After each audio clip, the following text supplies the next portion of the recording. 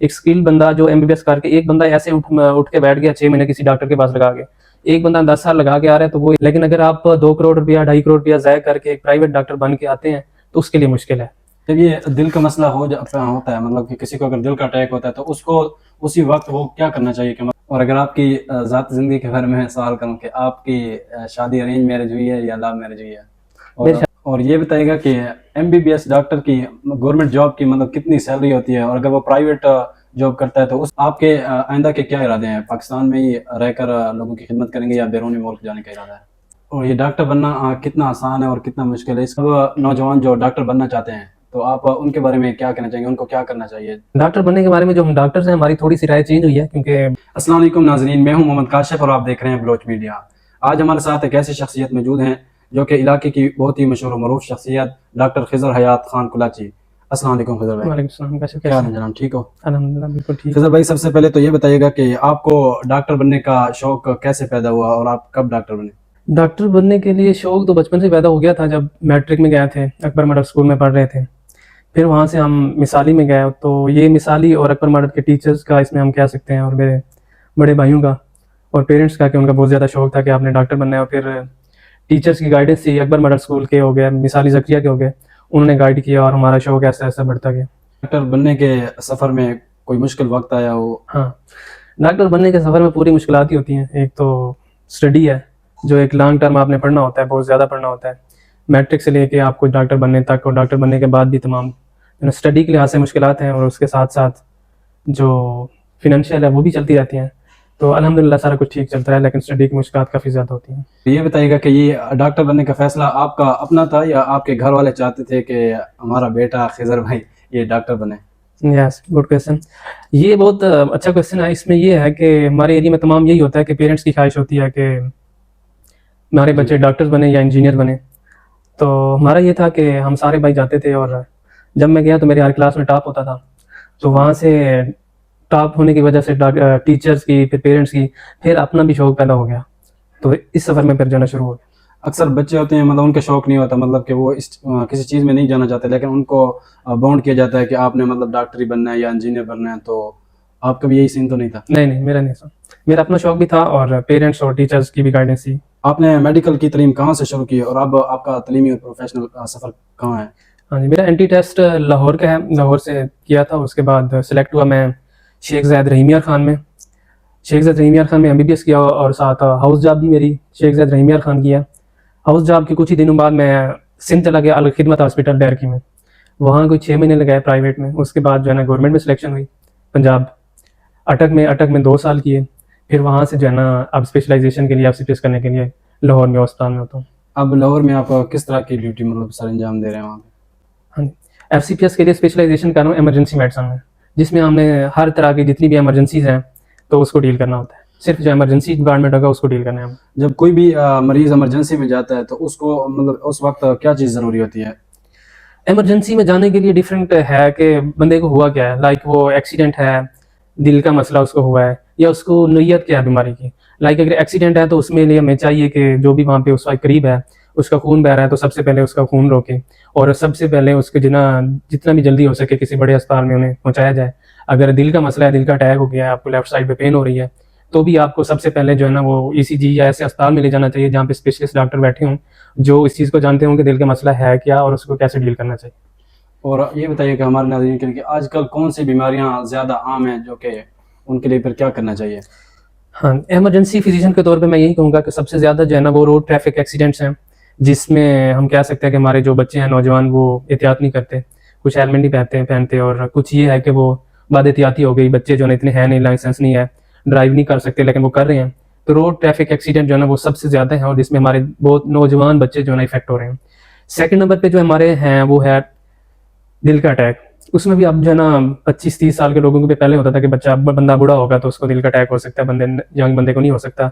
आजकल जो है ना दिल की बीमारियां बहुत ज़्यादा हैं, जिसमें क्या है कि हमारी खुराक का बहुत ज़्यादा किरदार है। खुराक ठीक नहीं है, वर्जिश नहीं करते हम, सेडेंटरी लाइफस्टाइल है, तो कोई प्रिकॉशनरी मेजर्स नहीं है। तो दो मैं कह सकता हूँ कि जो दिल के मसाइल हैं और रोड ट्रैफिक एक्सीडेंट है, ये बहुत ज़्यादा है। जब ये दिल का मसला होता है, मतलब कि किसी को अगर दिल का अटैक होता है तो उसको उसी वक्त वो क्या करना चाहिए कि मतलब वो मसला ज़्यादा गंभीर ना हो? हाँ जी, इसमें ये है कि हम देखेंगे कि अगर एक बंदे को दिल का मसला हुआ है लेफ्ट साइड पे, बहुत ज़्यादा पेन है, पसीने आने शुरू हो गए हैं, तो अगर कहीं करीबी सेंटर पे कोई एमबीबीएस डॉक्टर है फर्स्ट ऑफ ऑल उससे चेक कराएं। अगर कोई भी नहीं है तो बड़े अस्पताल में ले जाएं। अगर कुछ भी नहीं है तो अगर आपके पास डिस्प्रिन की एक टैबलेट पड़ी है तो वो डिस्प्रिन की टैबलेट हम फ़ौरन खिला दें उसको, और फ़ौरन उसके बाद बड़े अस्पतालों को ले जाएं। डिस्प्रिन की टैबलेट एक जो है ना वो ज़िंदगी बचा सकती है। और दही इलाकों में सेहत की सहूलियात बहुत कम होती हैं, आप इसके बारे में क्या कहें? हाँ जी, दही इलाकों में 2-3 चीज़ें होती हैं। एक तो पानी साफ़ नहीं होता, इसकी वजह से बहुत ज़्यादा बच्चों में मसाइल पैदा होते हैं, बड़ों में भी हो रहे हैं। तो सबसे पहले इसमें यह है कि पानी को पहले गर्म किया जाए, या तो फिर नेस्ले का या जो साफ़-सुथरा पानी करके पिया जाए। गर्म करें, उसे ठंडा करके जो है ना पिएँ। और दूसरा ये है कि बच्चों को जैसे मौसमी चेंजेस होती हैं, उसके लिहाज से बच्चों के जो एनवायरनमेंट थोड़ा-सा उस लिहाज से भी ख्याल करना चाहिए।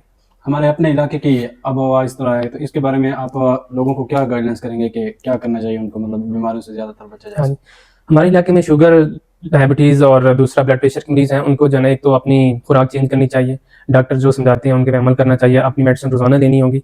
उसके बाद अगर कोई सिगरेट नोशी या इस तरह की चीज़ें वो छोड़नी होगी। और दूसरा जो है ना जो यंगस्टर हैं उनको जो है ना जिस तरह की रोड ट्रैफिक एक्सीडेंट में उनको खुद ही एहतियात करनी होगी, उसका कोई और हल नहीं है अगर हम खुद ही एहतियात नहीं करेंगे तो। बाकी ये है कि पानी के लिहाज से पानी साफ़ सुथरा पीना चाहिए, नहीं है अगर आ रहा है तो उसको हम गर्म करके जो है ना थोड़ा ठंडा करके फिर पी सकते हैं, तो उनसे बचा जा सकता है।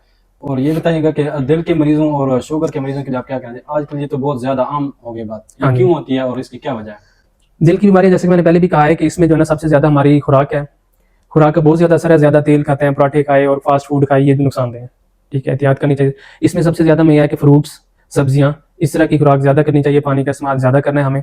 और फास्ट फूड और सेडेंटरी लाइफ़स्टाइल के सारा दिन पड़े रहना है, कोई काम नहीं करना, तो ये गलत चीज़ है, ये नुकसान देती है दिल के लिए भी और शुगर। जो डायबिटीज़ है उसके लिए जो है ना वो हमें थोड़ा-सा एहतियात करनी है कि मीठी चीज़ों से परहेज़ करें। और अगर खुदा ना खास्ता हो गया है तो फिर हमें जो प्रॉपर एक डाइटरी प्रोटोकॉल है, जो खुराक डॉक्टर हमें समझा रहे हैं कि ये चीज़ हमने खानी है, ये चीज़ नहीं खानी, तो उस पे हमें अमल करना है। और उसके सबसे ज़्यादा है कि शुगर की गोलियाँ नहीं छोड़नी। यहाँ पे हमारा ये होता है कि एक दिन गोली खा ली, दूसरे दिन हमारी शुगर ठीक आई है तो हम छोड़ देते हैं। तो वो एक कोर्स होता है प्रॉपर करना है, उसके बाद जो है ना दोबारा डायबिटीज़ का टेस्ट होगा। टेस्ट के बाद अगर डॉक्टर रिकमेंड करता है कि आप ठीक हैं आप, तो आप छोड़ें, वैसे नहीं छोड़नी। अगर आ भी रही है तो खुद से नहीं, डॉक्टर से मशवरा करें कि मेरी ये शुगर आ रही है, तो वो आपको बताएगा, अगर गाइड करेगा। और ये बताइएगा जब किसी शख्स को कोई बीमारी होती है तो वो मतलब कि अक्सर चले जाते हैं छोटे-मोटे क्लिनिक पे, मतलब कोई छोटी सी दवाई ले ली, आराम आ गया, लेकिन मतलब बीमारी बड़ी होती है लेकिन वो उस वक्त तो आराम आ जाता है, लेकिन बाद में वो बीमारी फैलती जाती है तो वो चेक नहीं कराते, तो इसके बारे में क्या कहेंगे? हाँ जी, इसमें ये है कि हम छोटे-मोटे मसाइल के बारे में क्वैक्स के पास जाते हैं, जिनके पास डिग्री नहीं है, उनके पास हम गए, चेक करा लिया, उन्होंने 200-300 लिया और हमें मुतमिन करके टीका लगा के भेज दिया। इसमें ये है कि एक बंदा है, उसको एक चीज़ का पता ही नहीं है कि अंदर चल क्या रहा है। अगर मैं उसके पास जाता हूँ, वो हमें टीका लगा देता है, दवाई दे देता है, उसको पता ही नहीं है अंदर है क्या। तो वो एक ऐसे है कि हमें जो है ना जैसे अंधेरे में खड़े होके गन चला दी है, तो वो किसी को भी लग सकती है कि मतलब फ़ायदा करते-करते वो नुकसान की तरफ जाएगी। तो इसमें ये है कि हमें जो है ना कोई स्किल्ड बंदा हो, एमबीबीएस डॉक्टर हो या कोई भी डॉक्टर जो इस चीज़ को समझता हो, तो हमें उस तरफ जाना चाहिए। इसमें ये होता है कि बहुत ज़्यादा सीरियस किस्म की बीमारियाँ चल रही होती हैं, उस बंदे को पता ही नहीं चलता। पता तब जाके चलता है जब वो डिज़ीज़ जो है ना वो बिल्कुल एंड पे पहुँच चुकी होती है, और वो हमें बताता है कि अब जो है ना बड़े अस्पताल में ले जाएँ, और बड़े अस्पताल में जाते हैं तो वहाँ हमें कोई चीज़ नहीं मिल रही होती। उसकी वजह ये है कि हम उस बीमारी को खुद उस आखिरी स्टेज तक पहुँचा रहे हैं। हम उसको सेंटर में रोक सकते थे अगर शुरू में ही एक अच्छे डॉक्टर को चेक कराते। एक स्किल बंदा जो एमबीबीएस करके, एक बंदा ऐसे उठ के बैठ गया 6 महीने किसी डॉक्टर के पास लगा के, एक बंदा 10 साल लगा के आ रहा है, तो वो एक बीमारी को जानता है कि उसको करना क्या है। अगर हम ये हरकत कर रहे हैं तो वो हम अपनी लाइफ के साथ खुद ही खेल रहे हैं। और ये बताइएगा कि अक्सर छोटे बच्चों में ये मसला पेश आता है कि जब वो कहते हैं कि सरकारी अस्पताल में जाएं, वहाँ से टीका लगवा के आएं, उस वक्त तो बच्चे को बुखार वगैरह हो जाता है और मसला वो बाद में बढ़ जाता है, इसका क्या सीन होता है ये? हाँ जी, उसमें कोई इश्यू नहीं है, उसमें हिफाज़ती टीके होते हैं। अगर आप हिफाज़ती टीके लगवा रहे हैं, उसमें बाज़-औक़ात बुखार हो जाता है, वो बहुत नॉर्मल चीज़ है, उसमें परेशानी की बात नहीं है। सिंपल हम उसको जो है ना पैनाडॉल बच्चे को देंगे तो बच्चा ठीक हो जाएगा। हिफाज़ती टीके बहुत ज़रूरी हैं, जो भी आपके करीब सेंटर है, तो हिफाज़ती टीके लगवाएँ। अगर हिफाज़ती टीकों के बाद बुखार आ रहा है तो सिंपल उनको पैनाडॉल दें, अगर फिर भी कोई मसला बना है तो मुतल्लिका डॉक्टर से रुजू करें, बेहतर हो जाएगा। वो कोई सीरियस कंडीशन नहीं है। और यहाँ पे साथ हमारे इलाके में कौन सा हॉस्पिटल है जहाँ पे ये टीके वगैरह लगाए? हाँ जी, इसमें जो है ना जो भी हमारे करीब मरीम नवाज़ हेल्थ क्लिनिक्स हैं, या कोई आरएचसी हॉस्पिटल है, या चौक सरोवर शहीद का हॉस्पिटल है, इन सब में आ रहे हैं। जितने भी गवर्नमेंट अस्पताल हैं वो आ रहे हैं। हमारे पास भी ये रियाज़ाबाद में जो 531 का हॉस्पिटल है मरीम नवाज़ क्लिनिक, उसमें भी हर तरह के टीके, हिफाज़ती टीके मौजूद हैं। और ये बताएंगे कि अब नौजवान जो डॉक्टर बनना चाहते हैं तो आप उनके बारे में क्या कहना चाहेंगे, उनको क्या करना चाहिए? डॉक्टर बनने के बारे में जो हम डॉक्टर्स हैं, हमारी थोड़ी सी राय चेंज हुई है, क्योंकि बहुत ज़्यादा ओवरबर्डन हो गया है ये शोबा। तो हमारी यह राय यही है कि बहुत अच्छा पढ़ें। अगर आप पढ़ के गवर्नमेंट में सीट सिक्योर कर लें, अगर गवर्नमेंट की सीट मिल जाती है तो बहुत अच्छी बात है, करें, करना चाहिए। लेकिन अगर आप 2 करोड़ रुपया, 2.5 करोड़ रुपया ज़ाया करके एक प्राइवेट डॉक्टर बन के आते हैं तो उसके लिए मुश्किल है। मुश्किल ये है कि आपको हाउस जॉब अनपेड करनी पड़ती है बगैर पैसों के, फिर आगे जॉब्स लेने के लिए बहुत से मसाइल। तो इसके लिए ये सवाल भी बनता है कि कितने पैसे लगते हैं डॉक्टर बनने के लिए तकरीबन? गवर्नमेंट के लिए तो इतने पैसे नहीं हैं, वो मिडिल ऑर्डर जितने भी हैं वो अल्हम्दुलिल्लाह कर गए हैं, जैसे हम लोग कर गए हैं, तो वो भी आराम से कर सकते हैं। लेकिन अगर प्राइवेट करना है तो उसमें तकरीबन कोई 2-2.5 करोड़ रुपये आपको चाहिए। और ये डॉक्टर बनना कितना आसान है और कितना मुश्किल है? इसके लिए कितना वक्त लगता है, कितनी मेहनत दरकार होती है? डॉक्टर के लिए एक मशहूर कहावत है कि डॉक्टर का कोई भी एग्ज़ाम बगैर पढ़े पास नहीं होता, तो इसलिए मुश्किल है, बहुत ज़्यादा आपको पढ़ना पड़ता है और पूरी लाइफ पढ़ना पड़ता है। आप फैमिली और प्रोफेशनल ज़िंदगी को किस तरह बैलेंस करते हैं? हाँ जी, इसमें होती है थोड़ी मुश्किलात तो आती हैं अगर आप स्पेशली डिफरेंट सिटीज़ में जॉब कर रहे हो, लेकिन अल्हम्दुलिल्लाह मैनेज हो जाती है। और अगर आपकी ज़ाती ज़िंदगी के बारे में सवाल करूँ कि आपकी शादी अरेंज मैरिज हुई है या लव मैरिज हुई है? मेरे और साथ अरेंज मैरिज। तो आप लोगों को क्या मशवरा देंगे, अरेंज करनी चाहिए या अक्सर लोग होते हैं वो बस लव के चक्कर में बाद में फिर परेशान होते हैं, घर वालों के लिए भी परेशानी होती है? और नहीं, सबसे अच्छी बात तो है कि आपके पेरेंट्स रजामंद हों, लड़की के पेरेंट्स भी और लड़के के भी। प्यार के लिए मैं ये कहता हूँ कि बंदे की एक अंडरस्टैंडिंग हो, बंदा एक दूसरे को समझता हो, तो ये चीज़ अच्छी है। प्यार क्या, मैं उस पर नहीं कुछ कह सकता, क्योंकि हम उसको कह सकते हैं कुछ लोग एक बेवकूफ़ाना हद तक चले जाते हैं, वो गलत है। एक अंडरस्टैंडिंग ज़रूरी है और पेरेंट्स की रजामंदी ज़रूरी है। आपके आइंदा के क्या इरादे हैं? पाकिस्तान में ही रहकर लोगों की खिदमत करेंगे या बैरून मुल्क जाने का इरादा है? ये बहुत अच्छा क्वेश्चन है, क्योंकि हमारे इलाके के अल्हम्दुलिल्लाह सब लोगों की मोहब्बत है और एहतराम भी हमेशा हमेशा मिला है। मैं हूँ या मेरी फैमिली, हमेशा एक हमें एहतराम दिया गया और हम अल्हम्दुलिल्लाह उन सबका शुक्रिया भी अदा करते हैं और उनका एहतराम भी करते हैं अपने इलाके का। हमेशा मैं जहाँ भी आता था, जब भी किसी से मिलता था तो कहते थे डॉक्टर साहब आप डॉक्टर बन गए हैं तो अपने इलाके की खिदमत करें। तो मैं थोड़ा सा शेड्यूल ऐसे था कि पहले जब मैं इधर करना चाहता था तब यहाँ पे सीट्स खाली नहीं थी, और जब सीट खाली हुई तो मैं खुद जो है ना FCPS स्पेशलाइजेशन कर रहा हूँ, तो मेरा आना यहाँ पे थोड़ा मुश्किल था।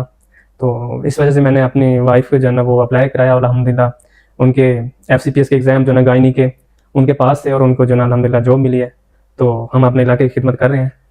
और ये बताइएगा कि MBBS डॉक्टर की गवर्नमेंट जॉब की मतलब कितनी सैलरी होती है, और अगर वो प्राइवेट जॉब करता है तो उसकी कितनी सैलरी होती है?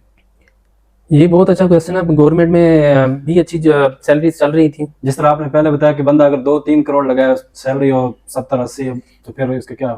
बिल्कुल ठीक है आपने, प्राइवेट में यही चल रहा है कि 12 घंटे 10 घंटे जॉब्स हैं तो आपको 70,000 80,000 दे रहे हैं। कुछ ये है कि आप 4 घंटे 5 घंटे के लिए 40-50,000 ले रहे हैं। गवर्नमेंट में सैलरीज बनिस्बत प्राइवेट अच्छी हैं, लेकिन जो है ना जितना पैसा बंदा खर्च करके आता है तो उस मुताबिक नहीं है। और गवर्नमेंट ने ये सारे सरकारी अस्पताल ये भी प्राइवेट सुना है किए जा रहे हैं, तो इसके बारे में आपकी क्या राय है, करना चाहिए या नहीं करना चाहिए? इसके बारे में मैं कोई कमेंट नहीं करूंगा, लेकिन ये है कि अभी नया सिस्टम है, 1-2 महीने ही हुए हैं, तो विद इन 6 मंथ जो है ना वो कोई भी बंदा इस पर कमेंट कर सकता है कि ये सिस्टम प्राइवेटाइज जो हुआ है इसमें कितना फ़ायदा है या कितना नुकसान है। लेकिन इसमें एक चीज़ है कि जो भी लोग हैं उनको मेडिसिन जो है ना वो फ्री मिल रही है। वो प्राइवेटाइजेशन का मतलब ये है कि वो एक डॉक्टर और हुकूमत का कॉन्ट्रैक्ट है, लोगों के लिए हर चीज़ फ्री है। और अगर आप डॉक्टर ना बनते तो आज क्या होते फिर? अगर मैं डॉक्टर ना बनता तो क्या होता? अगर डॉक्टर मैं ना बनता, मैंने एंट्री टेस्ट दिया था, अगर मेरा एंट्री टेस्ट पास ना था तो मैं CA करता, चार्टर्ड अकाउंटेंट। और सोशल मीडिया आज के दौर में एक बड़ी ताकत है, आप क्या समझते हैं कि डॉक्टर को भी इस प्लेटफॉर्म पर ज़्यादा फाल होना चाहिए? सोशल मीडिया जो है ना मैं कहता हूँ कि बहुत ही अच्छी चीज़ है अगर उसको अच्छा यूज़ किया जाए तो। जितने भी डॉक्टर्स हैं या प्रोफेशनल हैं तो वो अगर उसको बेहतरीन अंदाज में लेके चलते हैं तो बहुत अच्छी बात है, और डॉक्टर्स के लिए भी बहुत है। डॉक्टर अफान कैसर है, डॉक्टर अफान कैसर ने वो एक उसको यूज़ किया और अल्हम्दुलिल्लाह वो आज बहुत मिलियंस फॉलोअर्स हैं। पहले तो वो डॉक्टर मतलब कि लोगों को समझाते थे कि इस तरह करना चाहिए, अब तो वो मतलब हर चीज़ पर बात करते हैं, मतलब चेंज कर लिया उन्होंने सिस्टम सारा। ये एक ट्रेंड है, जब भी आपको किसी बंदे को देखेंगे तो सेलिब्रिटी है, ये फेमस हो गया है, तो वो अपना रास्ता छोड़ देता है और वो दूसरे रास्ते पे चल। लेकिन ये है कि बेहतर है कि डॉक्टर्स अगर हैं तो उन्हें अपनी एक लाइन है तो उसमें रहें, उसमें लोगों को जितनी अपनी तिबई आगाही दे सकते हैं वो दें तो सबसे अच्छी बात है। हाँ, अगर एक बंदा है वो उसके बाद उस चीज़ में वो अच्छा गाइड कर सकता है किसी और चीज़ में तो करना चाहिए, इसमें कोई हर्ज नहीं। आपकी लाइफ में कोई ऐसा शख्स जिसने आपको मुतासर किया हो? मुतासिर में मेरे अपने भाई हैं, हाजी नवाज हैं, जिन्होंने जो है ना हमेशा सबके लिए जो है ना वो हम सब उसके साथ लेके चले हैं। मेरा एडमिशन हुआ तो उनकी भी जॉब हो गई थी और वो चले, और बाकी टीचर हमेशा स्टूडेंट्स के लिए एक मुतासिर कौन शख्सियत होते हैं। आप अस्पताल में काम करते हैं, वहाँ पे अक्सर परेशानी का आलम होता है, मरीज़ वहाँ पर उनका क्या सीन होता है? कभी खुशी के लम्हात आपने देखे हों या उन मरीज़ों ने आपको कुछ कहा हो? हमारी इमरजेंसी है, इमरजेंसी में तो जो भी बंदा आ रहा है उसकी कंडीशन तो कोई भी नहीं समझ सकता, वो एक बहुत ही परेशान कुन हालत में आते हैं। लेकिन अगर आगे जो है ना सिस्टम अच्छा हो तो अल्हम्दुलिल्लाह बहुत सारे मरीज़ होते हैं जो खुश होकर जाते हैं। और आपकी लाइफ का सबसे बड़ा ख्वाब क्या है, मजीद आप क्या करना चाहते हैं? मेरा ख्वाब यही है कि एससीपीएस करूँ, स्पेशलाइजेशन करूँ और अपने इलाके के लिए जितना हो सकेगा इंशाल्लाह करेंगे, और अपने मुल्क के लिए जितना बेहतर हो सकेगा वो बेहतर अंदाज में परफॉर्म करेंगे इंशाल्लाह। और डॉक्टर साहब ये बताइएगा कि आपके इस अस्पताल में रियादाबाद जो है, तो अब तक कितनी डिलीवरीज हो चुकी हैं और वहाँ पर पैसे लिए जाते हैं या फ्री में किए जाते हैं, और कितने अल्ट्रासाउंड वगैरह हुए हैं? हाँ जी, बहुत अच्छा क्वेश्चन है। इसमें जो है ना, जब हम हॉस्पिटल लिया था तो एक अफवाहें चल रही थी कि यार हॉस्पिटल प्राइवेट हो गया है तो हर चीज़ के पैसे होंगे, डिलीवरीज के पैसे होंगे, अल्ट्रासाउंड के पैसे होंगे, ये चीज़ें चल रही थी। लेकिन मैं आपको बता दूं कि इसमें अल्ट्रासाउंड डिलीवरीज बिल्कुल फ्री हैं, और अल्हम्दुलिल्लाह 100 के करीब डिलीवरीज हो चुकी हैं, और बच्चे और माँ अल्हम्दुलिल्लाह बिल्कुल ठीक ठाक घर गए हैं। और सबसे अच्छी बात यह है कि उनमें से तकरीबन 90% लोगों को आगोश प्रोग्राम के तहत, माँ को भी और वहाँ पे जो बच्चा पैदा हुआ है उन दोनों को पैसे भी मिल रहे हैं गवर्नमेंट की तरफ से। वो पहले वहाँ पे अप्लाई करना पड़ता है या मतलब कि खुद ब खुद ही मिल जाता है? हाँ जी, वो जो भी डिलीवरी होगी उसका डाटा हम वहाँ पे ले लेते हैं, और जो बच्चा पैदा होता है उसका हमें 8 दिनों में बर्थ सर्टिफिकेट बनवा के हमें देना होता है, वो डाटा हम एंटर करते हैं। और हम कोशिश कर रहे हैं कि हमारे जितने भी डिलीवरीज हमारे पास हो रही हैं 100% लोगों को उनको फायदा दिया जाए और उनको पैसे गवर्नमेंट की तरफ से दिलवाया जाए। और इसमें बिल्कुल अल्ट्रासाउंड भी फ्री है 24 घंटे हमला औरतों के लिए, और डिलीवरीज भी 24 घंटे फ्री है under supervision of my wife. और वहाँ पे स्किल्ड स्टाफ 2 स्टाफ मौजूद हैं जो है ना बेहतरीन तजर्बाकार हैं, और वो बहुत अरसे से डिलीवरीज कर रही हैं। और ये बताइएगा कि वहाँ पे सिर्फ नॉर्मल डिलीवरीज ही होती हैं या अगर ऑपरेट वगैरह होना हो तो वो भी होता है? हाँ जी, नॉर्मल डिलीवरीज हो रही हैं, और अल्हम्दुलिल्लाह पहले जो है ना 2-3 डिलीवरीज होती थी मंथली, और अब 30 के करीब जो है ना डिलीवरीज होती हैं। अच्छा। और नॉर्मल डिलीवरीज के साथ साथ, जिसमें हम छोटा ऑपरेशन कहते हैं, छोटे ऑपरेशन के साथ भी डिलीवरीज हो रही हैं। और आखिर में ये बताइएगा कि आपकी कामयाबी का राज क्या है? आपकी कामयाबी के पीछे किसका सबसे ज्यादा किरदार है? पहले तो मैं अल्लाह पाक का शुक्रिया अदा करना चाहूँगा कि अल्लाह पाक ने बहुत ज़्यादा करम और नवाजा है। और उसके बाद पेरेंट्स हैं जो जिन्होंने बहुत ज़्यादा दुआएं और बहुत ज़्यादा मेहनत के साथ हमें पढ़ाया और हमें इस मकाम तक पहुँचाया, और अभी भी हमारा साथ दे रहे हैं और दुआएं दे रहे हैं। और उसके बाद मेरे भाइयों का, वो हमेशा जो है ना वो चट्टान की तरह मेरे साथ खड़े हैं, और पूरी फैमिली के साथ जो है ना हम मिलजुल के चल रहे हैं और सिस्टम को लेके जहाँ तक पहुँचे अल्हम्दुलिल्लाह। नाजरीन, आपसे इजाज़त चाहेंगे। ये थे हमारे साथ डॉक्टर खिज़र हयात खान कराची। उम्मीद है कि आपको वीडियो पसंद आई होगी और इस वीडियो से आपको बहुत कुछ सीखने का मौका मिला होगा। तो मिलते हैं किसी अगली वीडियो तक, तब तक के लिए अल्लाह हाफ़िज़।